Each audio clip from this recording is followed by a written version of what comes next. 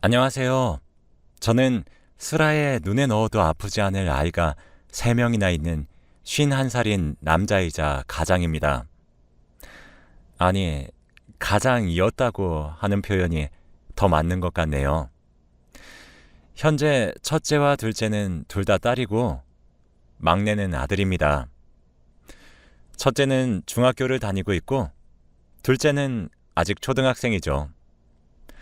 막내는 태어난 지 아직 몇 달 되지도 않았어요. 늦둥이로 태어났거든요. 저와 아내가 나이가 4살 차이가 납니다. 궁합도 안 본다는 4살 차이죠. 제가 어렸을 때 저희 아버지가 보증을 잘못 서는 바람에 정말 말 그대로 집이 쫄딱 망했었어요. 그래서 전 어렸을 때부터 돈을 벌어야만 했습니다. 부모님께 자식이라곤 저와 제 남동생 뿐이었죠. 저희 4식구, 그래서 정말 아등바등 살았어요. 그래서 전 가난이라면 치가 떨렸죠. 반지하 월세방에서 잠을 자고 싶어도 잘 수 없었습니다. 눈을 감고 누우려고 하면 샤샤샥 소리가 들렸거든요. 바퀴벌레 소리였죠. 후에 들었는데 아버지와 어머니는 저희 형제와 함께 극단적인 생각을 할 정도로 많이 힘드셨다고 하시더군요. 그런 처절한 마음과 주저앉은 현실이 만든 힘듦이 하늘에 닿았던 건지 아버지의 일이 점차 풀려가기 시작했고 서서히 저희 집안의 사정도 차차 나아졌습니다. 저는 아버지를 정말 존경하고 있어요. 그렇게 척박하고 힘든 환경 속에서도 저희 어머니와 형제를 잘 키우셨으니까요. 아버지의 사업이 풀리면서 다시 일어서셨고 저는 아버지의 사업을 배우기 시작했습니다. 혹시 후에 겪게 될 수도 있는 아직 다가오지 않은 미래였지만 전 어느 정도 기반을 다져서 제 기준에 돈이 쌓이기 전까지는 한 번도 쉬지 않았죠. 아마 가난에 대한 혐오가 생각보다 컸었던 것 같습니다. 꽃다운 청춘일 나이에 연애 한 번 해보지 못했거든요. 그러다 선을 보게 되었어요. 지금 아내는 바로 그 선자리에서 만난 사람입니다. 첫인상도 좋았어요. 칠흑 같은 긴 생머리에 하얀 얼굴을 가졌고 살짝 미소 짓는 얼굴이 정말 선녀처럼 보였거든요. 저는 바로 첫눈에 반하게 되었죠. 저희는 비록 선을 봐서 결혼했지만 사랑에 빠졌어요. 일단 저는 확실하게 빠졌습니다. 그렇게 우린 6개월간 만남을 이어갔고 결혼을 약속했죠. 만남과 결혼까지 걸린 시간은 1년도 채 되지 않았죠. 아내는 직업이 있는 여자였습니다. 시간이 흘러 결혼 첫 해에 저희는 아이를 출산했죠. 첫째는 딸이었죠.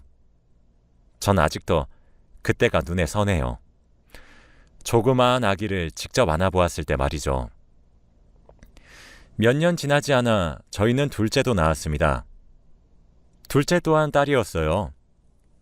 아내는 첫째와 둘째를 낳은 이후로 전업주부로 바꿨습니다.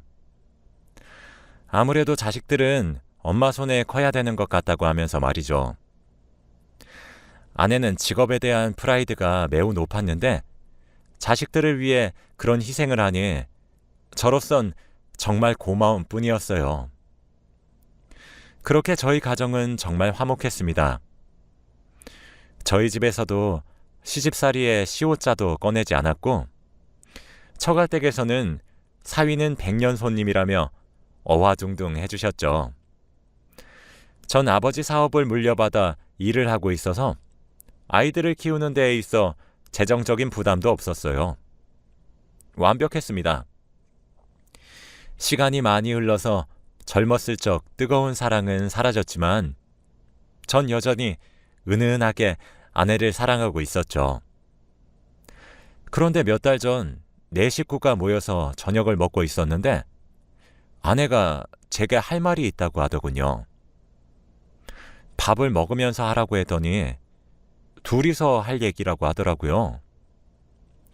사춘기인 첫째는 뚱하게 앉아 밥만 먹었고 한창 호기심이 왕성한 둘째는 무슨 비밀이냐고 하며 캐물었죠. 조금 지나서 안방에서 둘이서 이야기를 했습니다. 그런데 아내는 제게 할 말이 있다고 부르고 난 뒤 말없이 물건을 하나 건네어 주더군요. 그건 임신 테스트기였습니다. 두 줄이 떠 있었죠. 저는 너무 당혹스러워서 이게 뭐냐고 물어봤어요. 그랬더니 아내는 여보, 요즘 그날이 찾아오지 않길래 나도 이제 나이가 있으니까 폐경이구나 했었어. 그런데 오늘 속이 너무 메스껍고 몸살 기운도 있는 것 같고 딱 우리 애들 임신했을 때랑 똑같더라고. 그래서 혹시 몰라서 낮에 약국에 가서 임신 테스트기를 했더니 두 줄이 나왔어. 그러고 바로 산부인과에 가서 검사를 했더니 임신 8주래. 라고 얘기를 하며 제게 초음파 사진도 건네더라고요. 전 얼떨떨해서 한참이나 초음파 사진만 뚫어져라 쳐다봤습니다.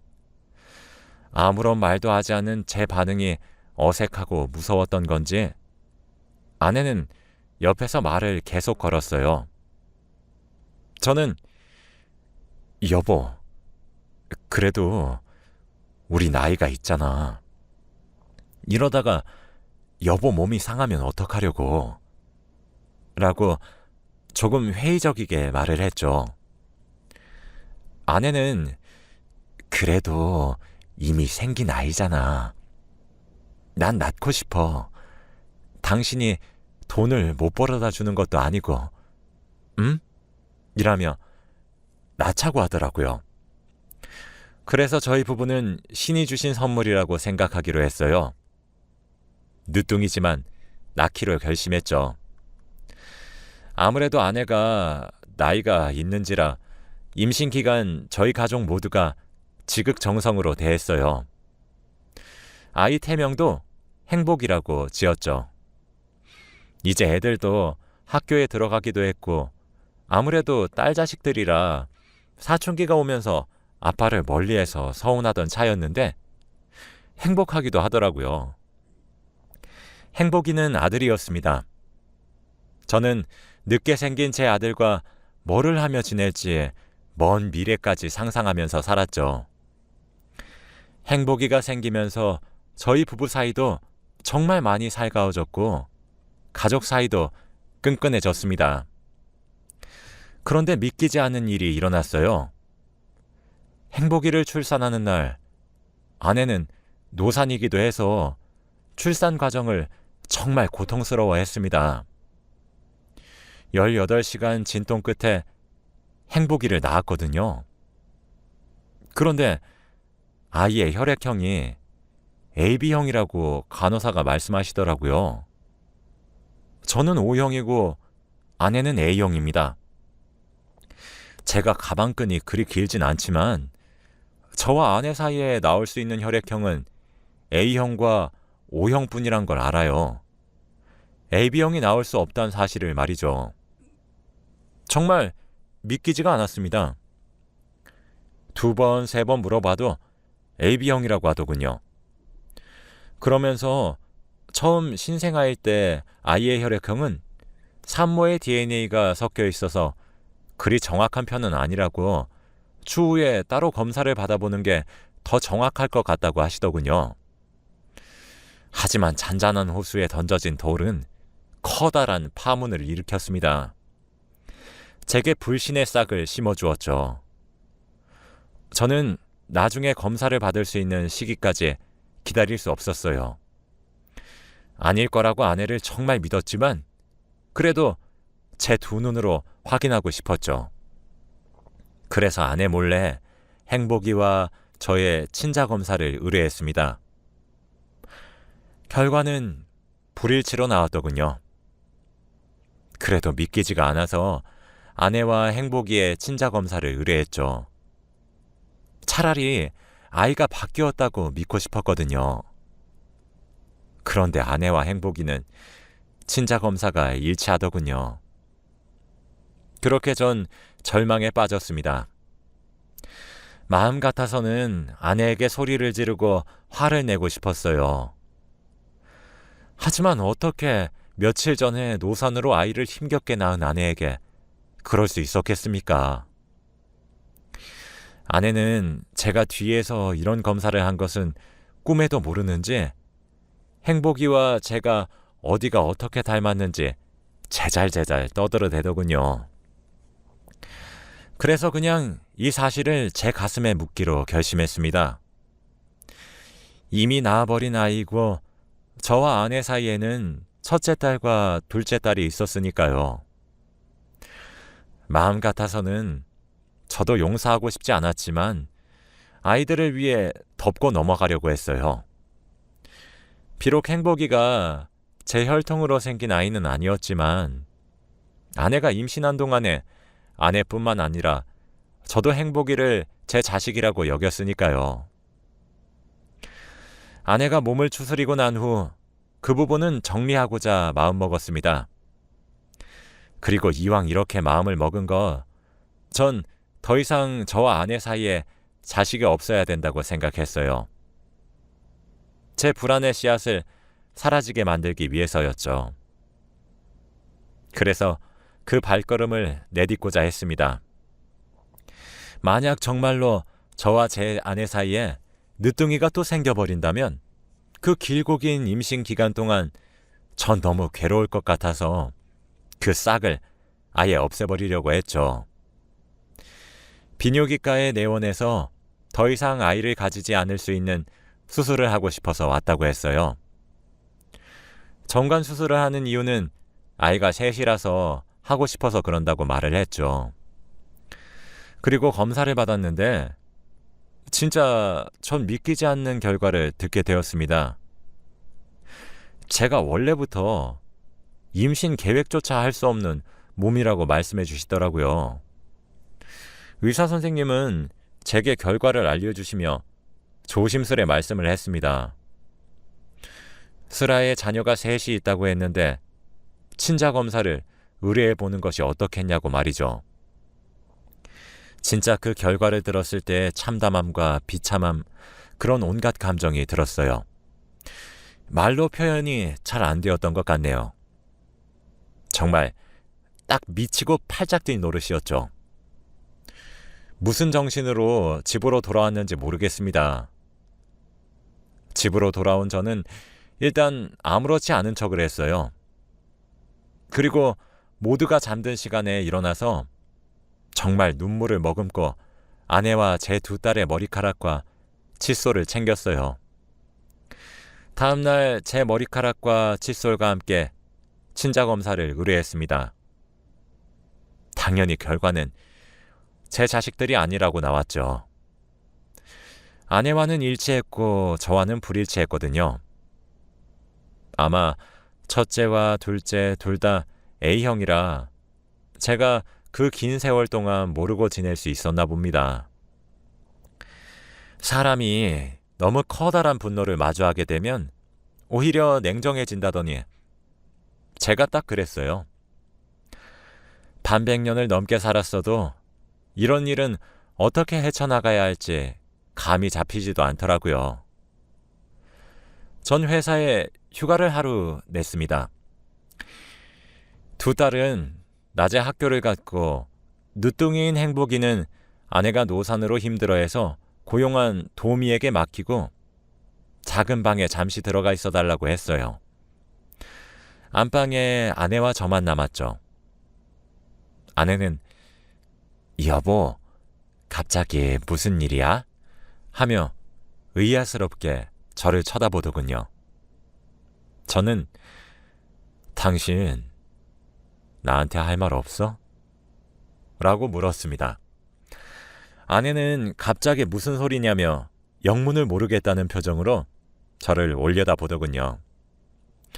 저는 당신 나한테 숨기고 있는 거 없냐고 라고 차분하게 물었죠. 사실 저는 그때도 이미 늦었지만 아내가 제게 진실을 이야기하고 제게 진심을 다해 미안하다고 빌며 용서를 구했다면 용서를 했을 것 같아요. 하지만 아내는 뻔뻔했죠.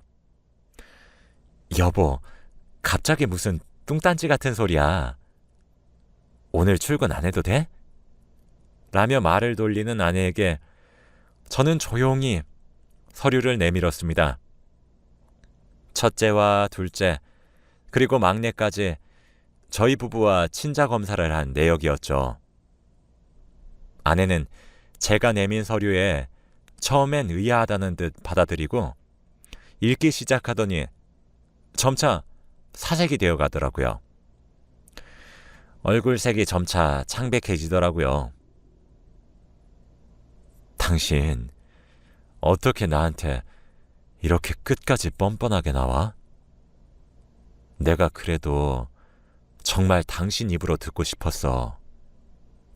근데 어쩜 다른 사람도 아니고 당신이 나한테 이래?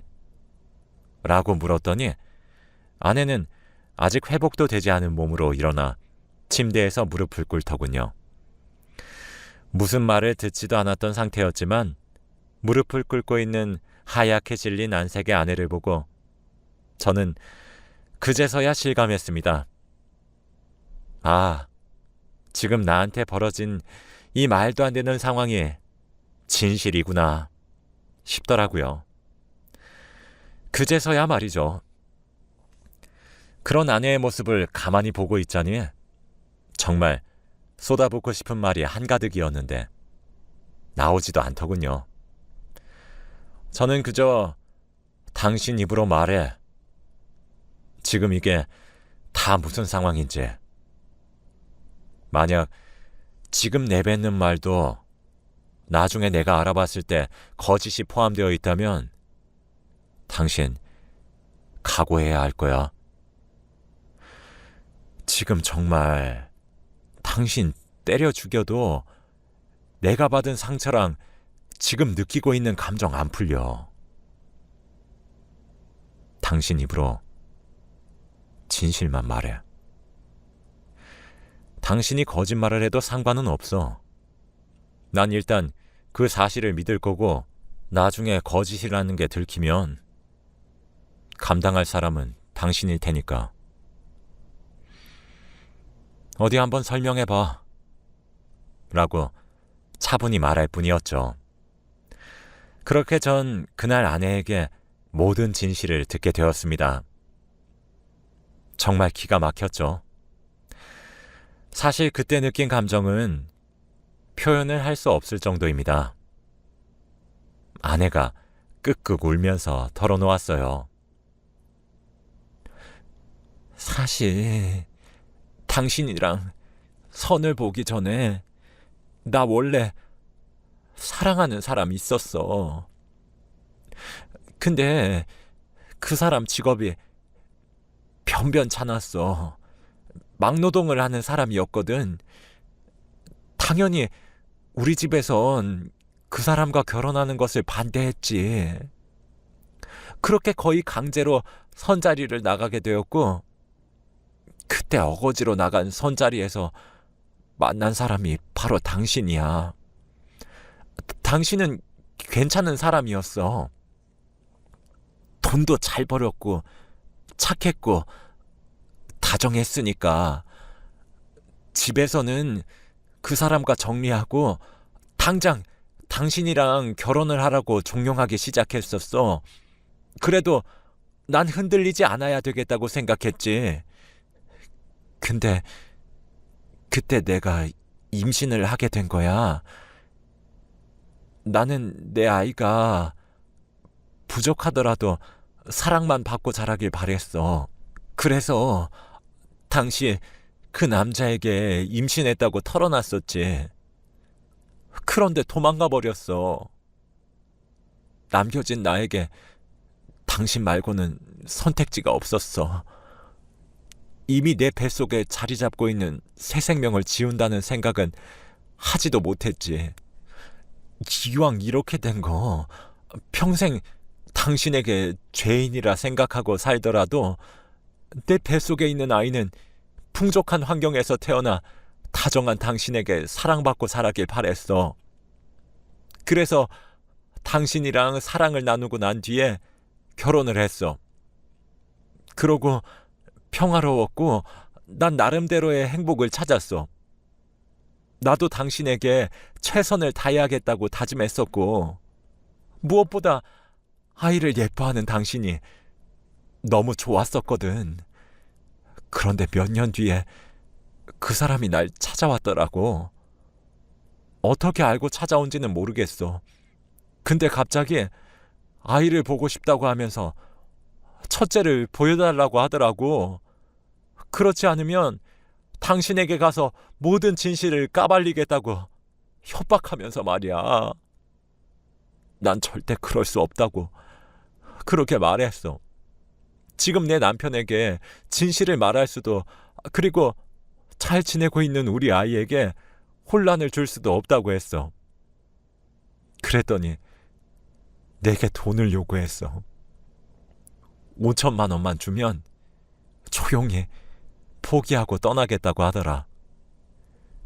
적금 하나 깨서 돈을 마련해서 줬어. 2번 다시 내 눈앞에 나타나지 말아달라고 하면서, 그리고 내게 말도 안 되는 요구를 했어. 난 선택지가 없었어. 비록 죄인으로 시작해 이룬 가정이지만 난 그 평화를 깨고 싶지 않았거든. 그래서 결국 난 그 조건을 허락하는 대신 2번 다시 나타나지 않겠다는 약속을 받았지. 아마 그날 둘째가 생긴 걸 거야.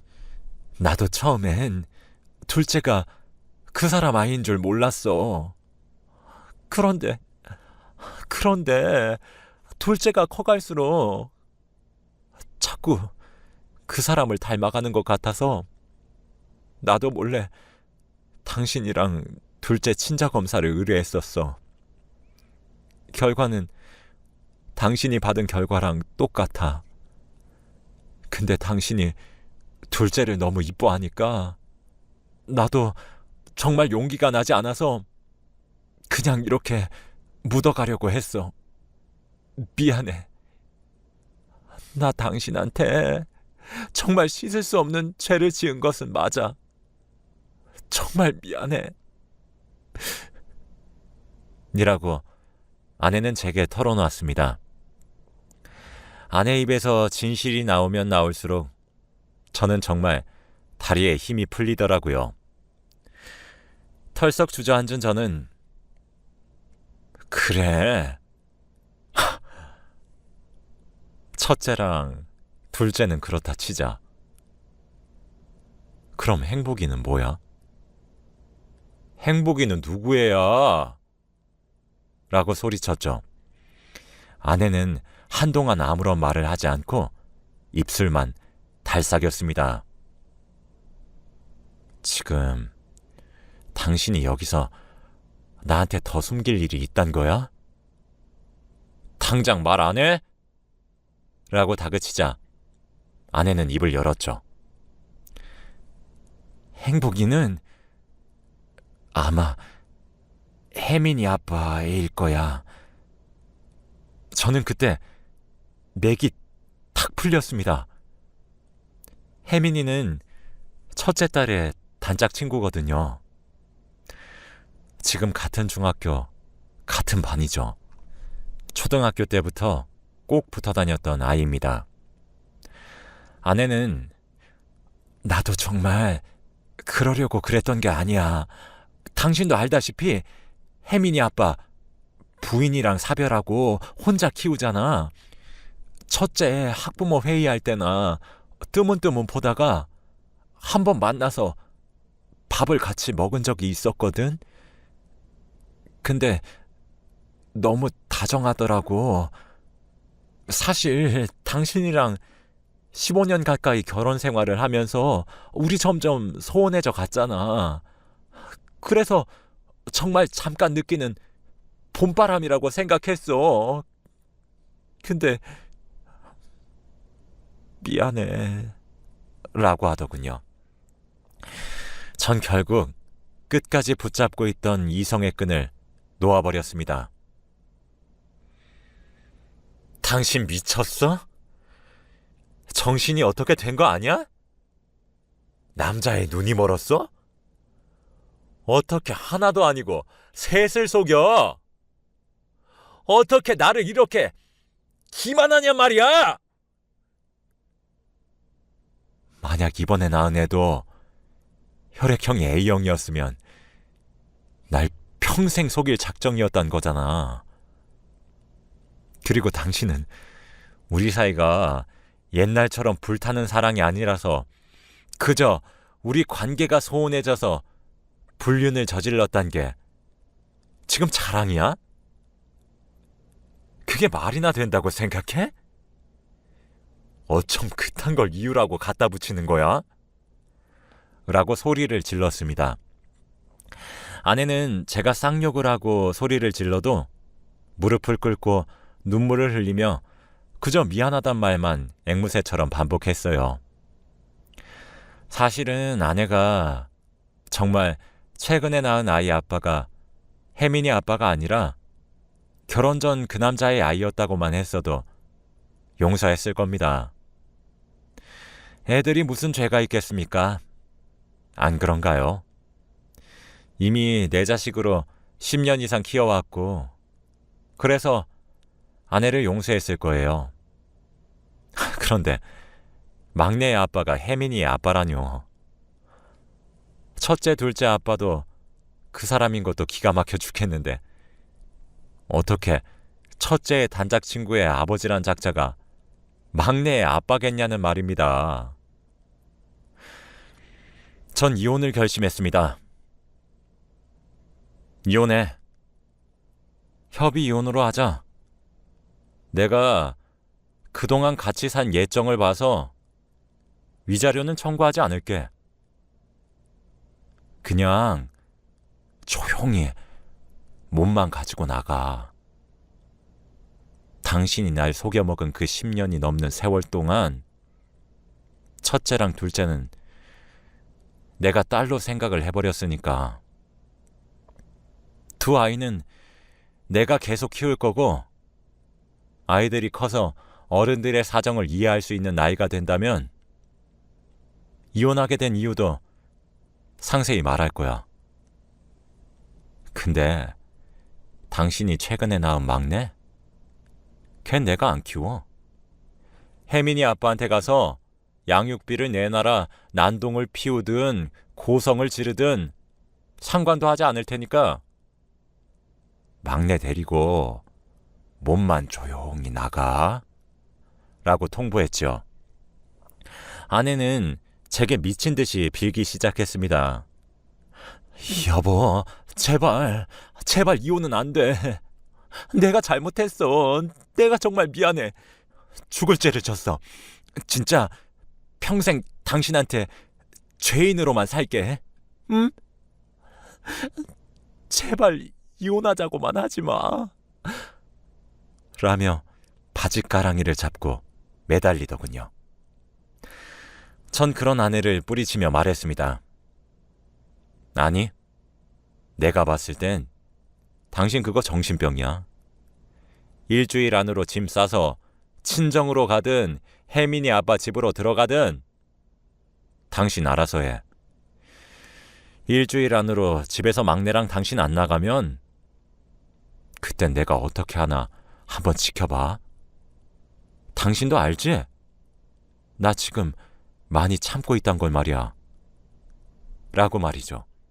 그리고 전 집을 나왔어요.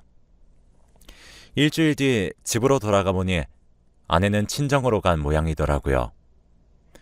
처가댁에서 전화가 오는데 아내 입에서 어떤 말을 들었는지는 몰라도 제게 미안하다고 염치 없지만 용서해주면 안 되겠냐고 하더군요. 전 더 이상 제게 연락하지 않으셨으면 좋겠습니다. 아내한테 모든 진실을 들으셨으면 제게 전화 이렇게 못하세요. 장인어른. 지금 장인어른이랑 장모님이 알게 된 일은 빙산의 일각일 겁니다. 두 번 다시 제게 전화하지 마세요. 라고 하고 끊었어요. 아직 저희 부모님께는 말을 하지 못했습니다. 나이도 많이 드셨는데 어떤 충격을 받을지 몰라서 조심스럽네요.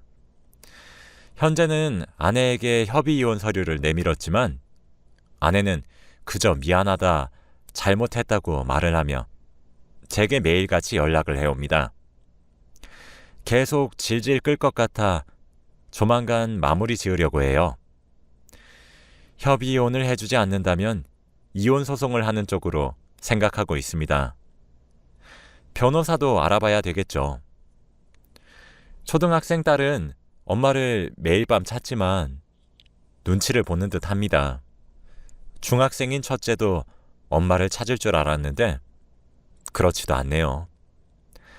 마냥 사춘기라고만 생각했던 딸인데 며칠 전엔 글쎄 그 작은 몸으로 퇴근한 저를 꼭 안아주면서 아빠 힘내 라고 하더군요.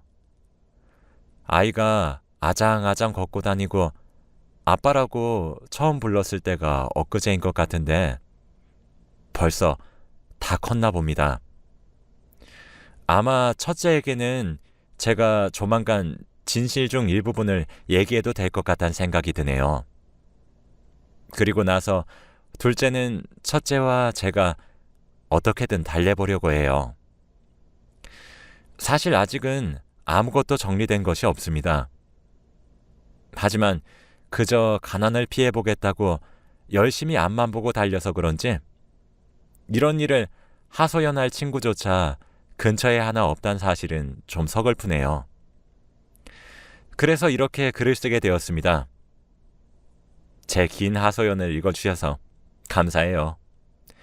읽어주신 분들 모두가 제게 주어진 이 시련들을 잘 풀어갈 수 있길 기도해 주세요. 제 이야기는 여기까지입니다. 들어주셔서 감사해요. 행복하세요.